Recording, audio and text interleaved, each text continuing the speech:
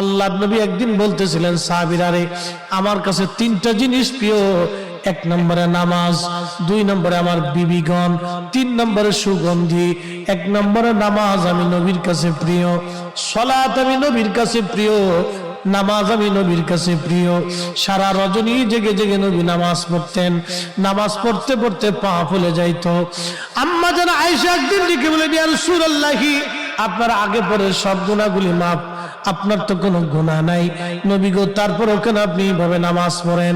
আল্লাহর নবী ডাক দিয়ে বলেন, আয়েশা রে, আমি কি আল্লাহর শুকরগুজার বান্দা হব না?